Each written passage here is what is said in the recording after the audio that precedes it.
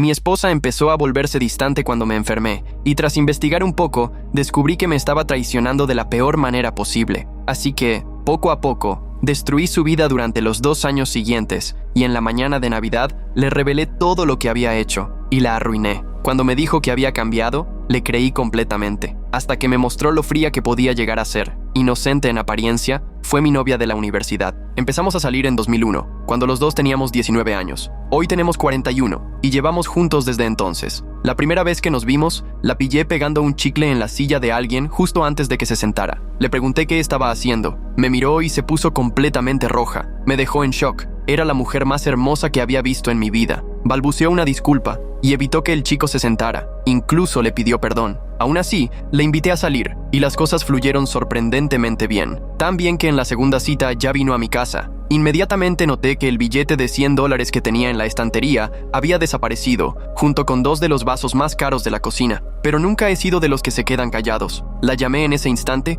y le pregunté directamente qué había pasado con mis cosas. Se echó a llorar, colgué y conduje directo a su casa. Cuando abrió la puerta, me dejó pasar y volvió a llorar. Le pregunté qué estaba mal y comenzó a decir que era una persona horrible. Intenté tranquilizarla, pero me interrumpió para decirme que lo era de verdad. Me confesó su pasado. En la secundaria solía molestar a otros estudiantes. En especial, había un chico con autismo al que solía acosar. Me dijo que ahora que estaba en la universidad, quería cambiar, pero que los viejos hábitos eran difíciles de romper y le costaba mucho. Se me hizo un nudo en el estómago. Yo había estado en la misma situación, pero como víctima, no como agresor. Y, de forma retorcida, escuchar a alguien que solía maltratar hablar con tanto remordimiento, a alguien de quien además me estaba enamorando, resultó algo sanador. Incluso me hizo sonreír. La abracé. Fue un momento muy especial entre nosotros. Y desde entonces, le perdoné cosas que la mayoría de los hombres ni siquiera tolerarían, simplemente porque ella me prometió que quería cambiar. No fue sino hasta que tuvimos a nuestras hijas, que ahora tienen 12 y 16 años, que descubrí la verdad. Estábamos sentados en el sofá de nuestra casa de clase media, de 4 habitaciones, mientras las niñas estaban en la escuela, cuando recibió un mensaje. Era de su mejor amiga del instituto. La cara de mi esposa se puso blanca como el papel, y comenzó a llorar como nunca antes la había visto llorar. Pero cuando leí los mensajes, me costó consolarla. Resulta que la joven con autismo a la que había acosado se había quitado la vida. Me quedé paralizado, y en vez de decirle que no era su culpa, que había pasado tanto tiempo que podían haber influido 1000 cosas, simplemente la miré sin decir nada, porque su amiga había descubierto que el nombre de mi esposa aparecía explícitamente en la nota. De hecho, no era una simple nota, era casi un ensayo. Un documento de cerca de 1000 palabras donde se detallaban con precisión todas las humillaciones que mi esposa le había hecho pasar. Mi esposa le pegaba chicle en el cabello, le cortaba la ropa, le arruinaba las pertenencias e incluso pagaba a otras personas para que le hicieran la vida imposible. Al final de la carta, la joven pedía perdón a su familia y detallaba todos los tratamientos que había intentado: años de terapia, orientación psicológica y, en algún momento,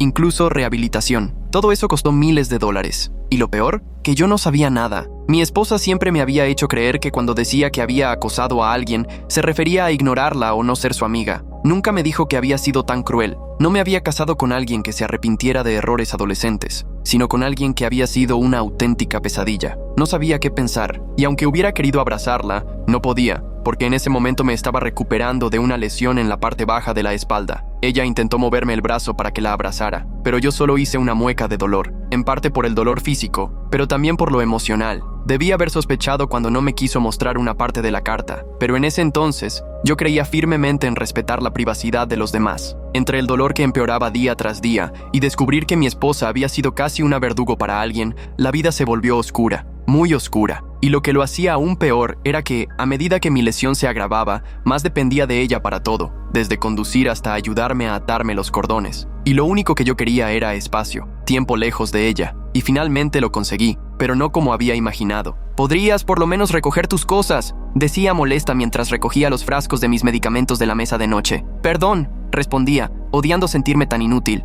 «El médico dijo que no debo agacharme». Ella suspiraba exageradamente. Y entonces, de la nada, mi esposa, Lisa, empezó a salir con compañeros de trabajo con más frecuencia después de la oficina. Entre noviembre de 2019 y febrero de 2020, se convirtió en algo habitual. Yo no sospeché nada. En 20 años jamás me había dado razones para desconfiar, al menos en cuanto a fidelidad. Cada uno tenía sus propios amigos, además de los que compartíamos. Yo también salía con mis amigos sin problema. Todo parecía normal, o eso creía. Pero una noche de insomnio fue suficiente para que nuestro matrimonio comenzara a desmoronarse. porque, tras semanas dándole vueltas a la nota y preguntándome si mi esposa era realmente quien decía ser, la curiosidad me venció. Mientras dormía, leí la carta completa, y la parte que no había querido mostrarme ni siquiera era tan grave. No entendía por qué la había ocultado. Para dar contexto, la chica mencionaba que últimamente tenía más pretendientes que mi esposa y que casarse conmigo era, según ella, algo patético. Ni siquiera me dolió, solo me confundió. Pero aparentemente,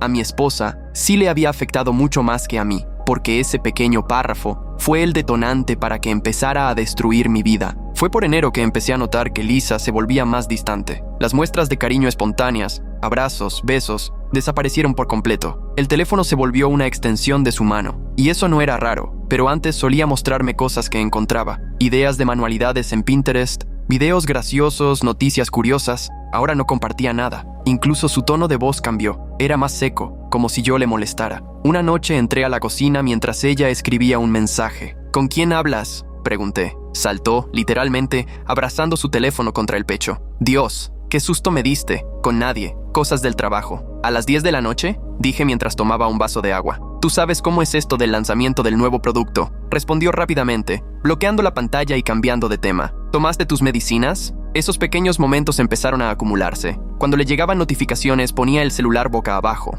Empezó a atender llamadas en otra habitación. Una vez entré y justo colgó. Se veía nerviosa. ¿Quién era?, pregunté como si nada. La oficina, respondió de inmediato. Cambiaron la reunión de presupuesto. Pasó rápidamente a encerrarse en el baño. Y no era solo el teléfono. Empezó a arreglarse más. Ropa nueva, peinados distintos, más maquillaje del habitual, solo para ir a trabajar. Una mañana noté que llevaba un perfume que nunca había olido antes. ¿Ese es nuevo?, comenté. Ah, es una muestra de la tienda por departamentos, respondió con desdén. Pensé en probar algo diferente. En marzo llegó la pandemia y nuestra ciudad entró en confinamiento. Nuestros trabajos fueron clasificados como esenciales, así que seguimos trabajando. A mí recién me habían dado el alta después de 4 meses de rehabilitación y estaba ansioso por volver, porque estar en casa sin hacer nada me había estado volviendo loco. Para que tengas una idea, suelo ser muy activo. Juego al fútbol 3 veces por semana, voy al gimnasio con regularidad y me encargo de todos los proyectos de renovación en casa. Volver al trabajo fue un alivio, pero también un reto. Mi espalda no estaba completamente recuperada, pero ser productivo otra vez me ayudó a nivel mental. Los protocolos por COVID lo cambiaron todo. Mascarillas, distanciamiento, desinfección constante. Aún así, era mejor que estar atrapado en casa con mi esposa, que cada vez se mostraba más distante. A la semana del confinamiento, Lisa anunció que tendría que empezar a trabajar horas extras otra vez. No lo cuestioné. Dado su rubro, asumí que sería algo esporádico, un día sí y otro no. Pero no, era todos los días, y no solo 1 o 2 horas. Llegaba con más de 3 horas de retraso, se duchaba inmediatamente, tenía un mínimo contacto conmigo y con nuestra hija de 12 años. La mayor, de 16, vivía con su novio al otro lado de la ciudad y se iba a dormir. ¿Otra noche larga?, pregunté después de casi 2 semanas de este patrón. La pandemia ha duplicado nuestra carga de trabajo, dijo mientras se quitaba la ropa de oficina. Todos están desesperados por conseguir suministros médicos y tenemos reuniones virtuales todo el tiempo con los hospitales. Sobre el papel tenía sentido. Su empresa distribuía material médico, pero había algo en su explicación que no me cerraba. Una noche, nuestra hija menor, Emma, preguntó: «Mamá, ¿por qué siempre tienes que ducharte apenas llegas a casa? ¿No podemos jugar una partida de uno primero?». Lisa se mostró incómoda. «Es por el virus, cariño. Tengo que tener mucho cuidado de no traer nada a casa. Prometo que jugamos mañana». Pero ese mañana nunca llegaba. La relación de Lisa con nuestras hijas se volvió cada vez más mecánica. Abrazos rápidos, preguntas automáticas sobre las clases, que ya eran virtuales, y luego se encerraba en la habitación con el teléfono. A medida que mi espalda mejoraba, volvimos a tener intimidad, pero mentalmente ella no estaba presente, y lo noté enseguida. Para principios de abril, el panorama empezaba a aclararse. Todo indicaba que estaba teniendo una aventura. Fue entonces cuando decidí investigar. Nuestra primera vez juntos después de mi recuperación fue incómoda, robótica. Seguía los movimientos, pero se notaba desconectada, como si su mente estuviera en otra parte. Cuando intenté besarla con pasión, giró ligeramente el rostro. Cuando sugerí una posición que siempre nos había gustado, dijo que estaba demasiado cansada. Después se dio vuelta enseguida y revisó su celular. ¿Todo bien?, pregunté, dolido y confundido. Sí, respondió sin mirarme. Solo revisando el correo del trabajo. A las 11:30 de la noche un sábado, busqué en internet señales de infidelidad y marcaba prácticamente todas las casillas. Luego investigué cómo obtener pruebas. Empecé por sus redes sociales. Revisando su Facebook, encontré fotos familiares, amistades y varias imágenes de salidas con compañeros de trabajo. En esas fotos, noté a un tipo que aparecía con frecuencia, demasiado cerca de ella, un brazo alrededor del hombro, una mano en la parte baja de su espalda. Demasiada confianza para alguien que yo ni siquiera conocía. El tipo destacaba de inmediato. Alto, de unos 1,88 metros, cabello oscuro con ese corte moderno que usan los chicos jóvenes, físico atlético, ropa costosa. En todas las fotos estaba al lado de Lisa, a veces susurrándole al oído, otras con la mano casualmente en su cadera. El lenguaje corporal entre ellos era innegable. La leve inclinación hacia el otro, las sonrisas cómplices, el contacto físico natural. Hice clic en su perfil, Marcus Johnson. Su foto de perfil lo mostraba escalando una roca. Sin camisa, por supuesto. Según su información, tenía 26 años y llevaba casi 2 años trabajando en la empresa de Lisa como representante de ventas. Era el estereotipo viviente del vendedor joven y engreído. Foto de portada con un BMW, gafas de diseñador, publicaciones cuidadosamente editadas de estilo de vida aventurero. Pero lo que realmente encendió las alarmas fue esto. Él era amigo de Lisa en Facebook y la seguía en Instagram. Pero cuando intenté ver su perfil, estaba bloqueado. ¿Por qué estaría bloqueado yo, el esposo, si este tipo era amigo de mi esposa? Ahí se activó mi modo detective. Ya no buscaba refutar mis sospechas. Sabía que ella me engañaba con ese sujeto. Ahora mi misión era descubrir desde cuándo. La noche en que descubrí que me tenía bloqueado fue surrealista. Recuerdo estar sentado en mi despacho, la luz azul de la pantalla iluminando la oscuridad. Mis manos temblaban mientras trataba de asimilar lo que significaba. Traté de convencerme de que podía haber una explicación inocente. Tal vez bloquea a todos los cónyuges de sus compañeros por privacidad, dije en voz alta, solo en la habitación. Pero incluso mientras lo decía, sabía lo absurdo que sonaba. Durante abril y mayo profundicé mi investigación. No tenía idea de cuánta información podía obtenerse de los registros telefónicos y de mensajes hasta ese momento. Nuestro plan familiar de telefonía ofrecía acceso a bastante data. El historial de contactos de Lisa mostraba que los 2 números con los que más se comunicaba entre octubre de 2019 y abril de 2020 eran el mío y otro que no reconocía. Una rápida búsqueda en Google confirmó que pertenecía al sujeto de las fotos, el que me había bloqueado en Facebook. Vamos a llamarlo el patán, porque eso es exactamente lo que es. Los registros de llamadas eran condenatorios. Mientras yo estaba en cama, recuperándome de una cirugía, lidiando con el dolor y la depresión, Lisa pasaba horas hablando con ese tipo. Había llamadas a horas extrañas. Muy temprano, antes de ir al trabajo, tarde por la noche, cuando creía que yo dormía, incluso durante su hora de almuerzo. Algunas duraban apenas 1 o 2 minutos, como para chequear algo rápido. Otras, más de 1 hora. Los mensajes eran aún peores. Cientos al día, empezando desde las 5 de la mañana y a menudo continuando hasta pasada la medianoche. El volumen de mensajes aumentó drásticamente durante el periodo en que estuve en recuperación, lo cual explicaba por qué ella parecía tan irritable y ausente. No era solo el estrés de cuidarme, estaba totalmente involucrada en una relación emocional. Como mínimo, el panorama era claro, pero muchos de sus mensajes eran inconexos, lo que indicaba que los estaba borrando. Sabía que me era infiel, pero necesitaba algo sólido.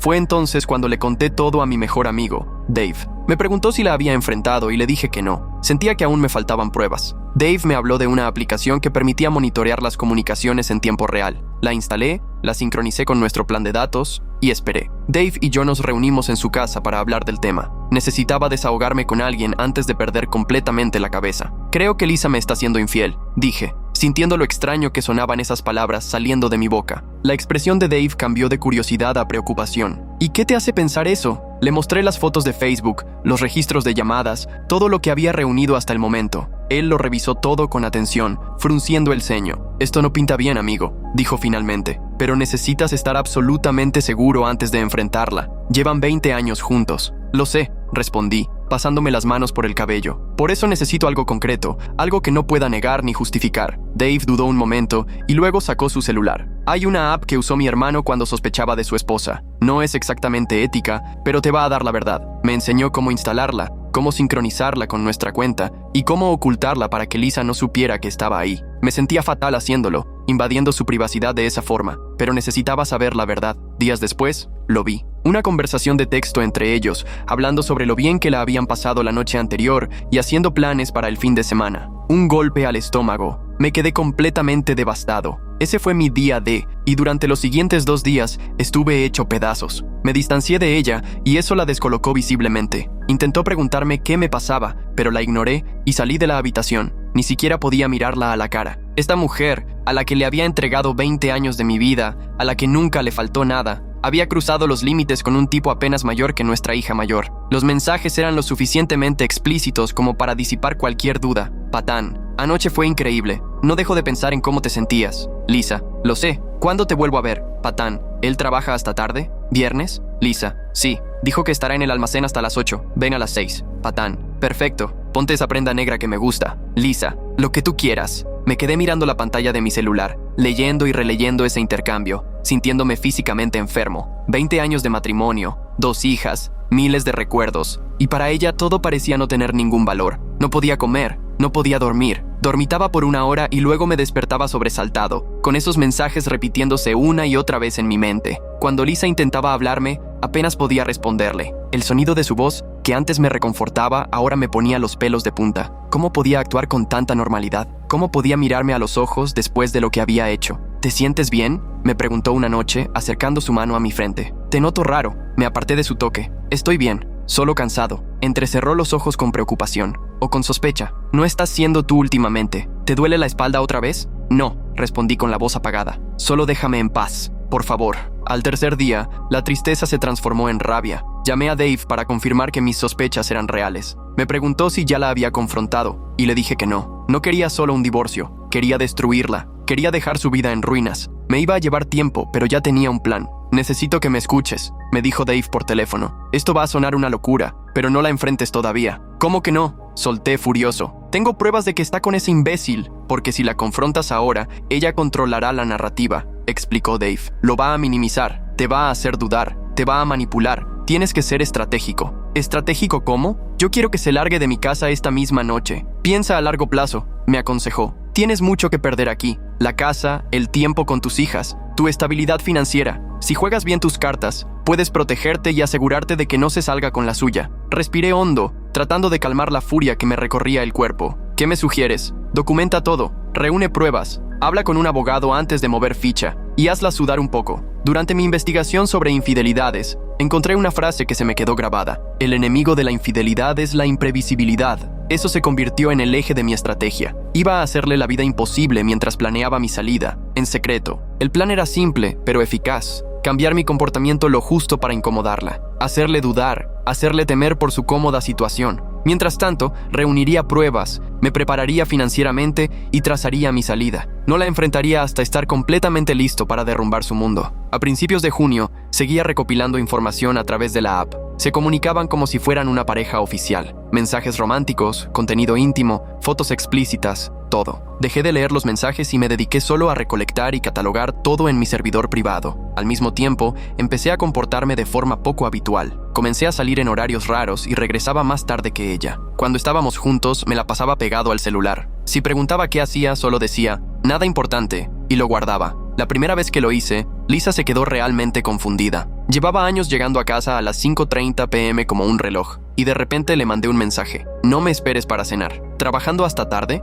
En realidad, estaba en una cafetería a 3 cuadras de la oficina, planificando mi próxima jugada. Cuando finalmente volví a casa alrededor de las 9 de la noche, Lisa me estaba esperando en la sala. ¿Dónde estabas?, preguntó, intentando sonar casual, pero sin éxito. Me encogí de hombros. Se complicó lo del trabajo. ¿Podrías haber llamado?, dijo con un tono levemente acusador. Levanté la vista del teléfono. Te mandé un mensaje. ¿No es lo que tú haces? Su cara se sonrojó ligeramente. Sabía perfectamente a qué me refería. Cambié todas mis contraseñas. Algo importante, ya que durante nuestro matrimonio nunca habíamos ocultado nada el uno al otro. Pero fue justo cuando sospecho que empezó su aventura que ella cambió sus claves de Facebook y del celular, diciendo que había habido problemas de seguridad. Claro, buen pretexto para ocultar una infidelidad. ¿Por qué no puedo entrar a Netflix?, preguntó una noche. Cambié la contraseña, respondí sin despegar la vista de mi libro. ¿Y cuál es? Ya te lo pongo, le dije, tomando su iPad y escribiéndola sin dejar que viera. ¿Por qué no me la puedes decir? Me encogí de hombros. Últimamente cambié todas mis contraseñas. Cuestión de seguridad.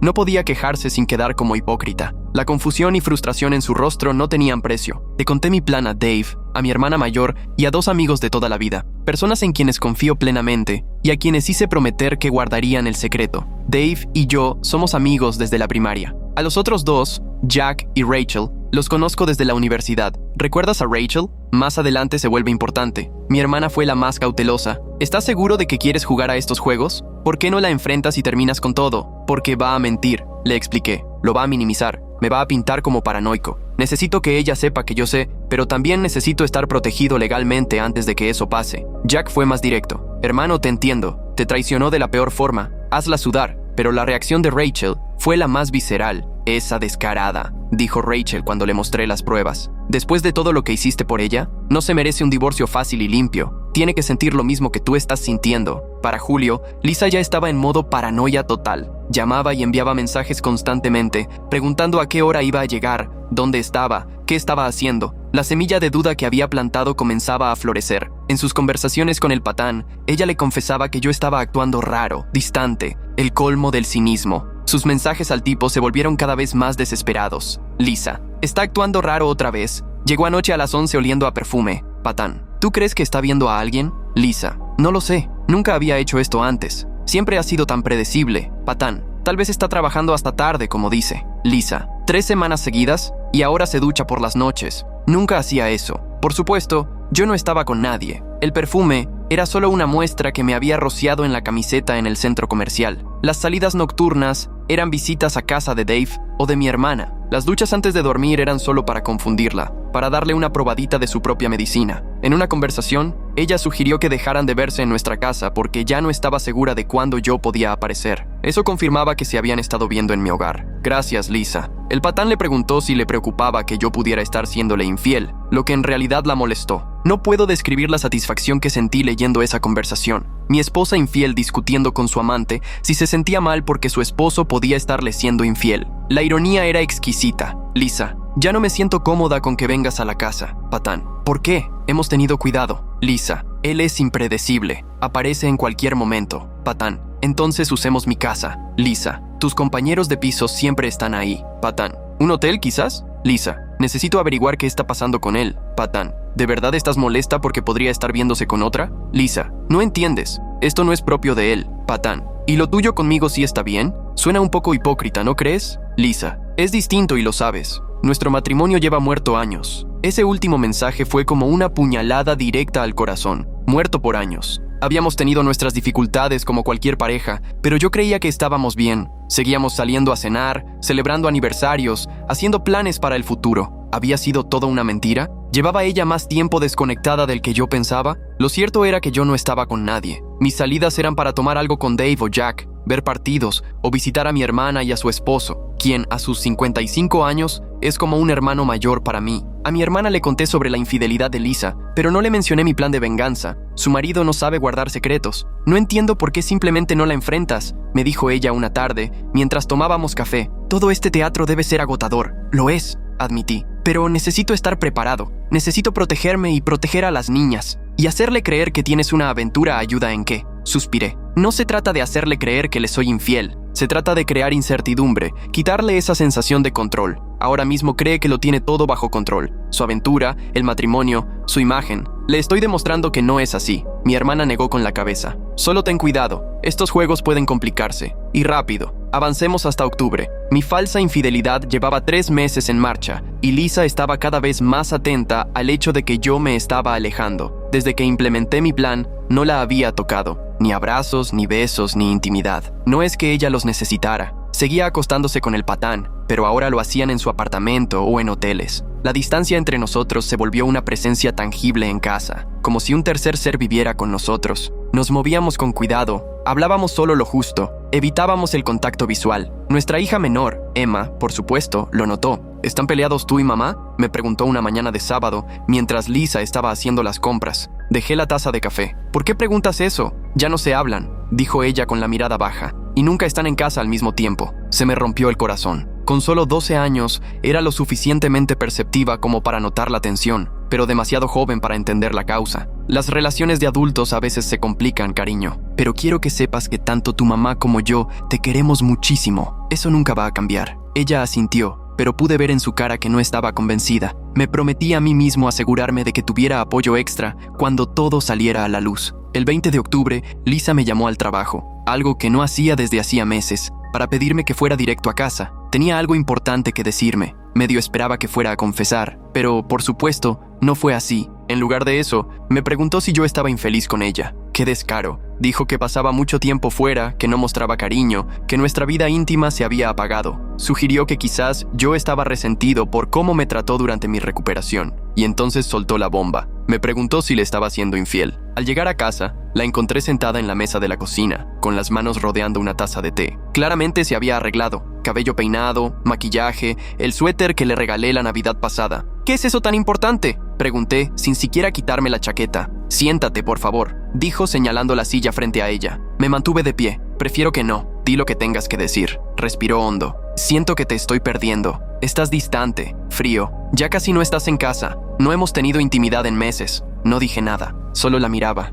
disfrutando cómo se retorcía en su propia culpa. ¿Es por cómo te traté cuando estabas lesionado?, continuó. Sé que no fui tan comprensiva como debía. Estaba estresada por el trabajo ¿Y eso es lo que pasa?, la interrumpí. ¿Estás culpándote por cómo actuaste cuando estaba herido? No, es por nosotros, insistió. Algo está mal y quiero arreglarlo. Tuve que contenerme para no soltar una carcajada. ¿Ahora quería arreglarlo? ¿Estás con alguien más?, preguntó al fin con un hilo de voz. Literalmente colapsé en el suelo, riéndome como un demente. Una carcajada histérica, digna del Joker. Para ella, probablemente parecía que me reía de la acusación, pero en realidad me reía de la ironía brutal de la situación. Estuve 2 minutos en el suelo entre lágrimas, golpeando el piso antes de recomponerme. Me incorporé, la miré a los ojos por primera vez en meses, negué con la cabeza sin decir una palabra. Me levanté, me sacudí la ropa, le di un beso en la coronilla y seguí con mi noche. La expresión en su rostro fue inolvidable, una mezcla de confusión, alivio y sospecha latente. No sabía cómo interpretar mi reacción. ¿Me reía porque era absurdo o porque me había descubierto? Esa ambigüedad era exactamente lo que yo buscaba. Más tarde esa noche, en mi oficina, pensé, a la porra, y abrí la app para ver qué le estaba diciendo al patán. Estaban chateando en tiempo real. Lisa, sé que me está engañando. Lisa, le pregunté esta noche, y literalmente se rió en mi cara. Se cayó al suelo riéndose durante como 5 minutos. Ya ni siquiera le importa cómo me siento. No sé cómo ni por qué, pero ya no está. Sé que lo perdí. Esto es karma. La sonrisa que se me dibujó debió haber sido enorme. Se estaba quebrando. La respuesta del patán no tardó. Patán, estás exagerando. Probablemente se rió porque la idea le pareció absurda. Lisa, ¿no viste cómo fue? Era como si todo le pareciera un chiste. Como si yo fuera una broma para él. Patán, quizás solo está lidiando con sus cosas. Eso no significa que te esté engañando. Lisa, llega tarde a casa oliendo a perfume. Esconde su celular. Cambió todas sus contraseñas. Apenas me mira. El patán trató de consolarla, diciéndole que si yo hubiera estado realmente interesado en el matrimonio, ella no habría sentido la necesidad de buscarlo. Pero las respuestas de Lisa mostraban que empezaba a tener dudas. El descaro de esta mujer fue capaz de engañarme durante casi 1 año, porque no podía cumplir mis funciones conyugales debido a una lesión legítima. Pero solo la idea de perderme por otra mujer la hacía tambalear. Patético, patán. Mira, si de verdad le importara tu matrimonio, no habrías terminado conmigo. Tú misma dijiste que ha estado emocionalmente ausente por años. Lisa, lo sé, pero ahora me pregunto si eso fue mi percepción o la realidad. Antes de su lesión, él siempre estaba ahí para mí. Siempre fue cariñoso, siempre me apoyó. Patán, ¿ahora lo estás defendiendo? ¿Después de todas las veces que te quejaste de lo aburrido que era tu matrimonio? Lisa, no lo estoy defendiendo, solo estoy confundida. Algo ha cambiado. Mientras todo esto ocurría, yo ejecutaba la segunda parte de mi plan, poner mis finanzas en orden. En septiembre me reuní con una abogada de divorcio con la montaña de pruebas que había recopilado, y dado que vivimos en un estado que permite el divorcio con culpa, realmente podía hacerla pagar. Mi abogada, una mujer de unos 50 años, de mirada aguda y experiencia evidente, revisó las pruebas con una frialdad profesional que me reconfortó. Esto está bastante completo, comentó, hojeando el archivador que le preparé. Mensajes de texto, registros de llamadas, ubicaciones. Ha sido minucioso. Tenía que estar seguro, le expliqué. Y ahora solo quiero salir de esto y proteger lo que es mío, asintió. En este estado, la infidelidad es una causa válida para el divorcio con culpa, lo cual juega a tu favor. Sin embargo, los tribunales tienden cada vez más a dividir los bienes de forma equitativa, sin importar quién tuvo la culpa. ¿Y eso qué significa para mí? Que probablemente aún tendrás que dividir los bienes de forma más o menos igual, pero la infidelidad puede influir en la pensión conyugal. Podemos argumentar que su conducta fue perjudicial para el matrimonio, lo que podría reducir o eliminar la manutención. Pasamos la siguiente hora elaborando una lista de cuentas a separar, bienes que proteger, cómo documentar objetos valiosos del hogar. Me aconsejó comenzar a transferir fondos a una cuenta personal, pero hacerlo gradualmente para no levantar sospechas. ¿Y la casa?, pregunté. Era el bien más valioso y el que más me importaba. Eso es más complejo, admitió. Si quieres conservarla, probablemente tendrás que comprar su parte, o venderla y dividir el dinero. necesitaremos una tasación. Salí de su oficina con un plan de acción claro. Ese mismo día, abrí una cuenta bancaria nueva en otro banco y comencé a mover dinero de forma sistemática. No todo de golpe, pero lo suficiente para asegurar mi futuro. Empecé con mis ahorros personales y luego transferí porciones de la cuenta conjunta que correspondían a mis ingresos. Para noviembre, no solo había mantenido mi comportamiento, lo intensifiqué. Y aquí es donde entra Rachel. Para dar contexto, Rachel y Lisa nunca fueron cercanas. Conocí a Rachel en mi primer año de universidad, 2 años antes de conocer a Lisa. Lisa siempre la vio como una amenaza, porque es mi amiga más cercana. Siempre existió una desconfianza tácita, aunque Lisa nunca lo expresó directamente. En cambio, Rachel nunca tuvo buena opinión de Lisa, y desde el principio señaló cómo Lisa se insertó en mi grupo de amigos sin que yo hiciera lo mismo con los suyos. Entre los amigos de Lisa no hay hombres, salvo el patán, mientras que Rachel es la única mujer en mi círculo. Rachel y yo tenemos una historia que precede a Lisa, pero nunca fue romántica. Nos conocimos en la clase de Introducción a Economía y conectamos por nuestro odio común hacia la materia.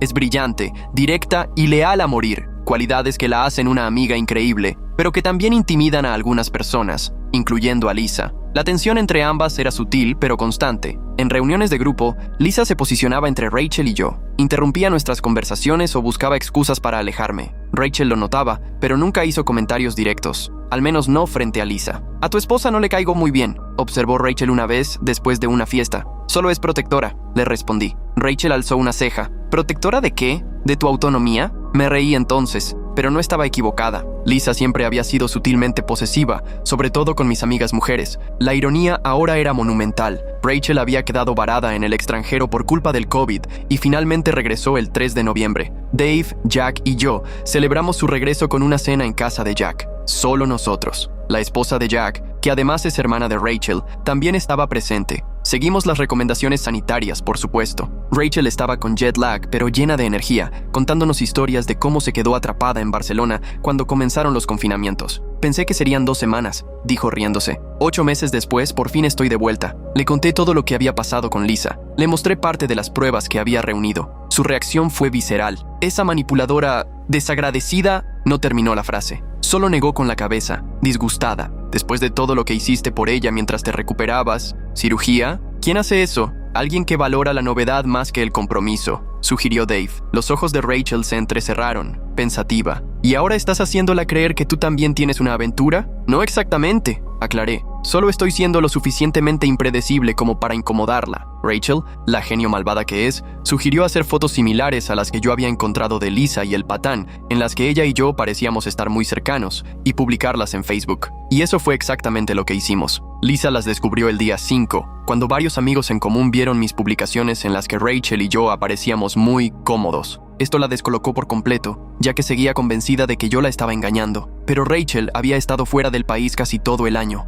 Las fotos fueron perfectamente planeadas para reflejar las que había encontrado entre ella y el patán. Rachel inclinándose hacia mí, susurrándome al oído, mi mano apoyada casualmente en su espalda baja, los dos riéndonos, claramente dentro del espacio personal del otro. Nada explícitamente inapropiado, pero lo suficientemente sugerente como para levantar sospechas. Las acompañé con leyendas casuales. «Qué bueno tener a esta de vuelta en la ciudad», escribí como leyenda. «Ponerse al día con viejos amigos es alimento para el alma». Esa noche, Lisa intentó confrontarme por lo meloso que había sido en las fotos. Vi en eso la oportunidad perfecta para lanzarme un golpe de preparación. «¿Y qué hay de esas fotos tuyas con el patán del año pasado?», solté. «Él también se veía bastante cariñoso contigo. ¿Y acaso yo me molesté?». Cara de susto total. Era la primera vez que mencionaba su nombre. Intentó justificar esas fotos como pudo. «Él es así con todo el mundo. Sé cómo se ve, pero no hay nada entre nosotros. Las puedo borrar si te lastiman». Su rostro perdió todo el color cuando mencioné su nombre. No tenía idea de que yo sabía quién era, mucho menos que había estado monitoreando su relación. «Marcus», balbuceó. «Del trabajo. Solo es un colega lo suficientemente cercano como para tenerte entre sus brazos en todas las fotos», repliqué con calma. «Un colega cuyo perfil en redes sociales tengo bloqueado por alguna razón». Intentó recomponerse rápidamente. «Es así con todo el mundo. No significa nada. Y no sabía que te tenía bloqueado. Quizá es alguna configuración de privacidad. Puedo pedirle que te desbloquee». «No te molestes», dije, dándome la vuelta. «Solo quería señalar la doble vara de medir. Tú puedes salir en fotos abrazada con tu colega, pero yo no puedo reencontrarme con una vieja amiga». «No es lo mismo», protestó débilmente. «¿No?», le lancé, mirándola directo a los ojos. «¿Y en qué se supone que es diferente?». Lisa no tenía respuesta. Probablemente fue la primera vez en nuestro matrimonio en que se quedó completamente sin palabras. «No, lo que me dolía no eran las fotos. Lo que me destrozó fue ese año entero acostándose con él mientras me mentía, diciendo que trabajaba hasta tarde. Pero como dicen, la venganza se sirve mejor en frío. Desde esa noche, Lisa se volvió pegajosa y excesivamente atenta. Quería iniciar muestras de afecto, buscaba intimidad, pero yo la rechazaba por completo. Mientras tanto, seguía archivando sus conversaciones con el patán. A estas alturas, yo ya estaba emocionalmente entumecido. Cualquier deseo de salvar el matrimonio había muerto hacía tiempo. Desde que implementé mi plan, el comportamiento de Lisa cambió drásticamente. Comenzó a venir directamente a casa después del trabajo, cocinaba cenas elaboradas, sugería noches de películas en familia, me compraba regalos pensados, un libro de mi autor favorito, un reloj nuevo, entradas para un concierto virtual que yo había mencionado en algún momento. Una noche intentó iniciar algo, deslizándome la mano por el muslo mientras estábamos en el sofá. Aparté su mano. No estoy de humor. Llevas meses sin estarlo, dijo, intentando sonar juguetona, pero la frustración le salía por los poros. Supongo que eso tenemos en común, respondí, levantándome para ir a mi oficina. Espera, me llamó. ¿Podemos hablar de lo que está pasando entre nosotros? Te extraño. Me detuve en el umbral de la puerta. No hay nada de qué hablar. Solo estoy cansado. Eso es todo. El dolor en sus ojos quizá me habría afectado en otra época, pero ahora ya no sentía nada. La mujer que amaba ya no existía. Fue reemplazada por alguien que no reconocía. Alguien capaz de traición, de mentir sin remordimiento, de pura hipocresía. Le dijo al patán que yo había empeorado, que ya no sabía qué hacer, que sentía como si yo la odiara. Y era cierto, la odiaba. Y entonces soltó la bomba. Le dijo que no podía seguir viéndolo, que la culpa la estaba asfixiando, que no podía arriesgarse a perderme, que lo amaba profundamente, pero que aún estaba enamorada de mí y necesitaba salvar su matrimonio. Demasiado tarde, por unos 8 meses, para ser exactos. El intercambio fue brutal. Lisa, ya no puedo seguir con esto. Necesito centrarme en mi matrimonio. Patán, ¿de dónde viene esto? Ayer mismo estabas planeando pasar el fin de semana en mi casa. Lisa, lo sé y lo siento, pero las cosas han cambiado. Él sabe algo. Mencionó tu nombre, patán. ¿Y qué? No tiene pruebas de nada. Lisa, no importa. Lo siento alejarse y no puedo perderlo. Es mi esposo, el padre de mis hijas. Patán. ¿Y yo qué soy entonces? ¿Solo el tipo con el que llevas un año acostándote? Lisa, por favor no lo hagas más difícil. Me importas. De verdad, te quiero, pero sigo enamorada de él. Patán. Eso es mentira y lo sabes. Si de verdad lo amaras, no habrías estado en mi cama la semana pasada. Lisa, cometí un error, uno enorme. Pero ahora mi familia tiene que ser la prioridad. El patán perdió la compostura, diciendo cosas como, él no te quiere como yo, y estás cometiendo un error al alejarme. Ese intercambio fue el último, hasta hace unas 3 semanas. Sus mensajes finales eran desesperados. Patán, estás tirando algo real por un matrimonio que estaba muerto mucho antes de que yo apareciera. Patán, él no te valora, no te ve como yo lo hago. Patán, estás cometiendo el peor error de tu vida. Te amo más de lo que él podría jamás. Patán, bien, haz lo que quieras, pero cuando él te deje de todas formas, no vengas arrastrándote de vuelta. Durante noviembre y diciembre, Lisa vivía en un limbo emocional. Trataba de medir mis sentimientos, sin saber si realmente le era infiel. Mientras tanto, el patán no paraba de escribirle, aunque ella ya no respondía. La veía mirar el celular con frecuencia, luego lo guardaba rápido. Él mandaba mensajes constantes, a veces disculpándose,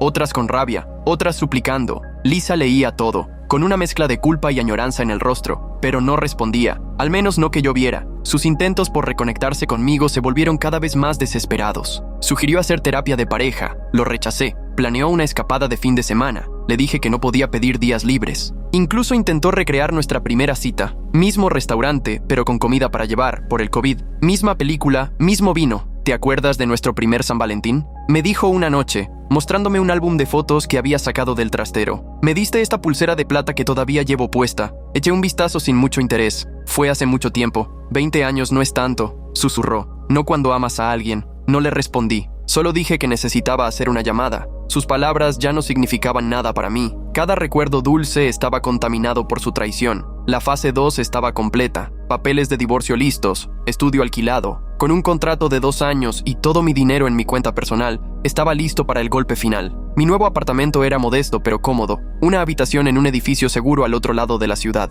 Lo amueblé con lo mínimo, una cama, un sofá, un escritorio para trabajar y lo básico de cocina. No se sentía como un hogar, pero tampoco era su propósito. Era una base temporal, un lugar donde empezar de nuevo. Los papeles de divorcio eran detallados, citando la infidelidad como causa, con una muestra del cúmulo de pruebas que había reunido. Mi abogada los preparó meticulosamente, asegurándose de que yo quedara protegido financieramente y de que la infidelidad de Lisa quedara claramente documentada. Una vez que presentes estos documentos, me advirtió, no hay vuelta atrás. ¿Estás absolutamente seguro de que es lo que quieres? Más seguro de lo que he estado de cualquier cosa en años, le aseguré. Llegó el día de Acción de Gracias, y mi hija mayor y su novio organizaron una pequeña reunión en su casa. Estaban ellos, los padres del novio, yo, Lisa y nuestra hija menor. Para mantener las apariencias, esa noche fui yo quien inició las muestras de afecto con Lisa. Besos en la mejilla, abrazos, el brazo sobre sus hombros. Ella claramente lo adoraba, lo cual era irónico considerando que era la primera vez que la tocaba desde aquel beso en la cabeza en octubre. La verdad, me repugnaba, pero no podía correr el riesgo de levantar sospechas frente a la familia.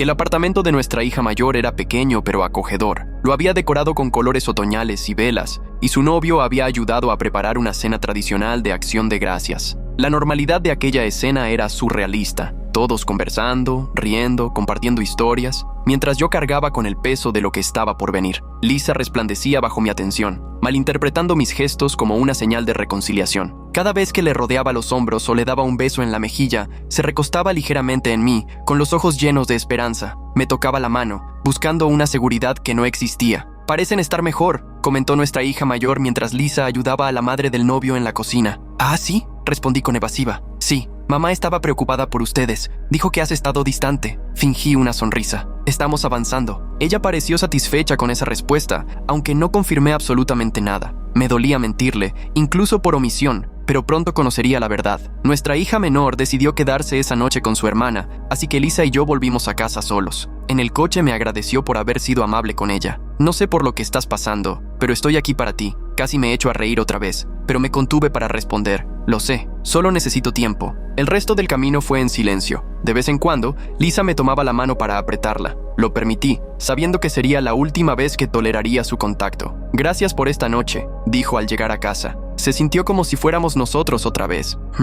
Respondí sin confirmar ni negar. Dentro de casa, sirvió 2 copas de vino y se sentó junto a mí en el sofá. «Te he echado de menos», susurró, apoyando la mano en mi rodilla. Tomé un sorbo de vino, evaluando mis opciones. Parte de mí quería terminar todo ahí mismo, entregarle los papeles, contarle que sabía absolutamente todo, verla colapsar. Pero otra parte, la que había esperado pacientemente durante meses, quería un último acto de cierre. Por primera vez desde la primavera, volvimos a tener intimidad. Pensé, ¿qué más da? Dado lo que estaba a punto de hacer, al menos podía cerrar el ciclo. Pero no fue hacer el amor, fue simplemente el final. Cuando todo terminó, ella quedó tirada como si la hubiera atropellado un tren. No hubo abrazos después. Me duché y dormí en mi oficina. Para su desconcierto, usé protección. Por primera vez en 20 años. Se notó confundida, pero no dijo nada. Ni loco me arriesgaría sin protección sabiendo que llevaba meses acostándose con el patán. A la mañana siguiente, revisé la app y vi que Lisa había respondido al patán por primera vez en semanas. Él le había escrito un texto larguísimo, declarando su amor, diciéndole que estaba perdiendo el tiempo intentando reavivar una llama extinguida, que había vivido encarcelada conmigo durante 20 años y merecía a alguien que la valorara. Cabe mencionar que este tipo tiene 26 años,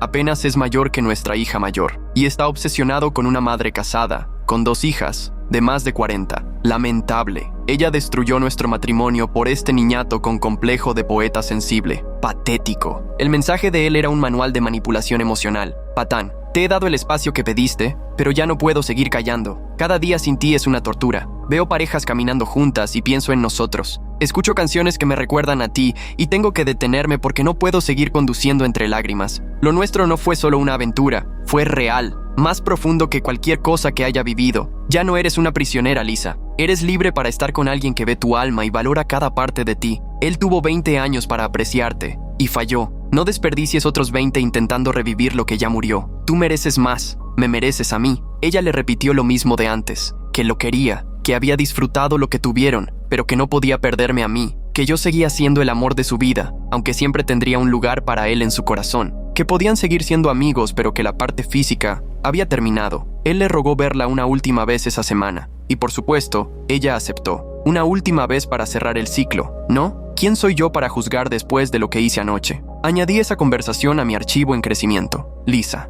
Marcus, no puedo negar que lo nuestro fue especial. Despertaste partes de mí que pensé que estaban muertas para siempre, pero anoche cambió todo. Por primera vez en meses, me sentí conectada otra vez con mi esposo. Creo que estamos doblando la esquina. Patán, ¿una noche de sexo y ya crees que todo está solucionado? Vamos, Lisa, eres más inteligente que eso. Lisa, no fue solo sexo, fue distinto. Él estuvo presente de una forma que no lo había estado en mucho tiempo. Patán, ¿Y qué significa eso para nosotros? Lisa, no puedo continuar nuestra relación física. Necesito enfocarme en mi matrimonio, en mi familia. Patán, después de todo lo que compartimos, de todo lo que nos dijimos, ¿vas a tirarlo todo por la borda? Lisa, no lo estoy tirando. Siempre tendrás un lugar en mi corazón. Podemos seguir siendo amigos. Patán, ¿amigos? Yo no quiero ser tu amigo, Lisa. Quiero ser el hombre con el que despiertes cada mañana. Quiero ser el que te abrace por las noches. Lisa, lo siento, de verdad, pero él es mi esposo. Patán, al menos dame la oportunidad de despedirme como corresponde. Una última vez. Solo nosotros, por favor, Lisa. Lisa, no creo que sea buena idea. Patán, por favor, Lisa, lo necesito. Para cerrar el ciclo, necesito verte una vez más. Lisa, está bien, jueves después del trabajo, pero solo para hablar. Patán, solo para hablar. Gracias. El 4 de diciembre marcó el comienzo de la fase 3. Operación Protocolo Fantasma. Con los papeles de divorcio listos, el nuevo apartamento preparado, necesitaba comenzar a trasladar mis pertenencias. Pero antes, tenía que hablar con mis hijas. Llamé a mi hija mayor esa misma noche de viernes. Con ambas en mi oficina,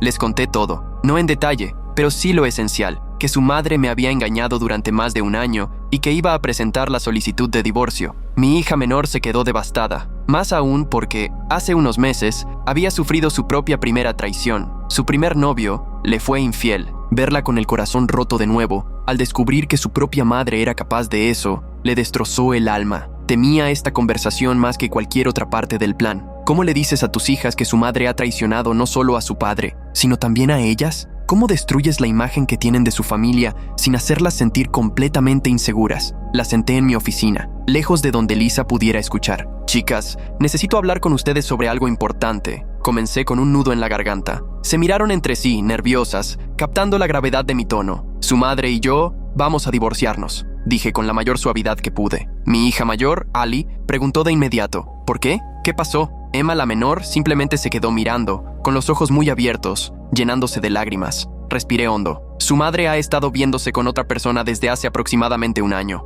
¿Ella te engañó?, preguntó Ali, con una mezcla de incredulidad y rabia en la voz. Asentí. Sí. Emma rompió a llorar al instante, cubriéndose la cara con las manos. No, mamá no haría eso. Me acerqué para consolarla, pero se apartó bruscamente. Estás mintiendo. El que ya no está nunca en casa eres tú. La acusación me dolió, pero entendía su reacción. Emma, cariño, sé que es difícil de creer. ¿Tienes pruebas?, intervino Ali, siempre tan práctica incluso en medio del shock. Sí, respondí. Muchas. Yo tampoco quería creerlo, pero no hay dudas. Emma seguía llorando, pero la expresión de Ali se endureció. Por eso has estado actuando diferente. ¿Tú ya lo sabías? Asentí lentamente. Lo descubrí hace meses. Estaba tratando de decidir cómo manejarlo, cómo protegerlas. ¿Ella sabe que tú lo sabes?, preguntó Ali. Todavía no. Voy a presentar el divorcio la semana que viene. Emma levantó la vista, con los ojos llenos de pánico. ¿Y qué va a pasar con nosotras? ¿Dónde vamos a vivir? Ali, que se mantuvo más serena, sugirió llevarse a su hermana a vivir con ella por un tiempo, hasta que todo se estabilizara. Estuve de acuerdo.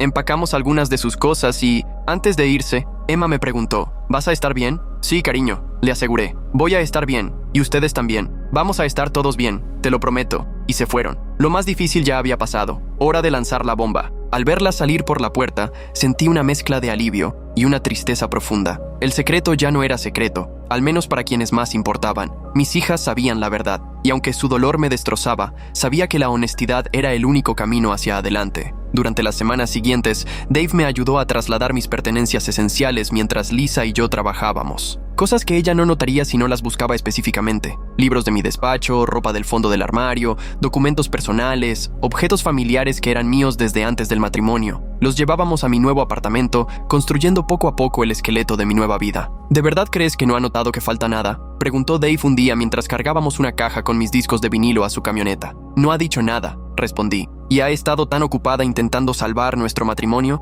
que dudo que esté prestando atención a si mis libros de filosofía siguen en la estantería o no. El nuevo celular fue un paso fundamental. Transferí todos mis contactos importantes, descargué las aplicaciones esenciales y me aseguré de que mis hijas tuvieran el número. Cuando el teléfono viejo vibraba con mensajes de Lisa, respondía lo justo para mantener la ilusión de normalidad. Dejaba caer apenas suficientes muestras de afecto para que no sospechara, mientras ella seguía manteniendo un contacto emocional limitado con el patán. La niebla del engaño aún flotaba en el aire, aunque más tenue. Reuní todo: registros de llamadas, mensajes, correos, fotos. Hice impresiones. Debo haber gastado más de $1,000 en material de oficina. Organicé todo cronológicamente en archivadores. 14 en total, desde el inicio del romance hasta mediados de diciembre. Los archivadores eran un trabajo de amor y de odio. Cada página era otro clavo en el ataúd de mi matrimonio. Cada prueba una confirmación de que la mujer que había amado durante 20 años me había traicionado de forma sistemática. Los codifiqué por colores, creé índices, redacté resúmenes al inicio de cada sección. Puede que fuera obsesivo, pero también fue terapéutico. Cada mensaje resaltado, cada foto anotada,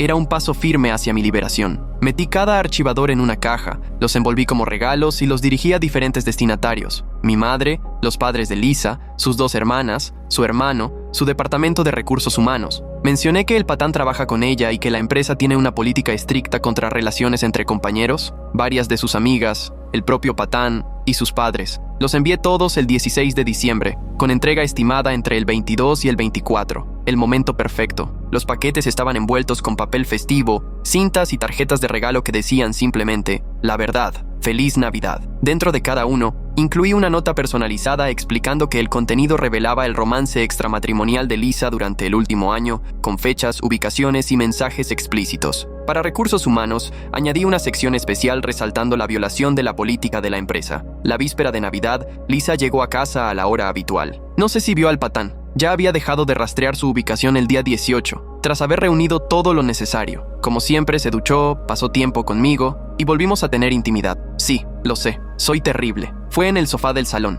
Luego se fue a dormir. Esa noche fue surrealista, como ver una película de la vida de otra persona. Lisa parecía genuinamente feliz, completamente inconsciente de que en menos de 48 horas su mundo entero se vendría abajo. Hablaba de los planes para la cena navideña, de llamar a sus padres por la mañana, de los regalos que había comprado para las niñas. ¿Y ellas dónde están, por cierto?, preguntó mientras recogíamos la mesa. Esta noche se quedaron con la familia del novio de Ali. Mentí con calma. Vuelven mañana por la tarde. Lo aceptó sin cuestionar. ¡Qué bien! Han sido muy buenos con ella. Vimos una película navideña con su cabeza apoyada en mi hombro. Yo no sentía nada, ni ternura, ni amor, solo un desapego clínico. Mientras contaba las horas, la fase final había llegado. A medianoche, envolví el tercer archivador restante. Dentro, pegué los papeles de divorcio. Lo dejé sobre mi lado de la cama, con una nota que decía, Feliz Navidad. Junto a él, dejé mi antiguo teléfono y la tarjeta de presentación de mi abogada. Empaqué mis cosas esenciales, apenas 2 mochilas, y salí por última vez de la casa que habíamos compartido durante 20 años. Antes de irme, eché una última mirada a la casa. 20 años de recuerdos.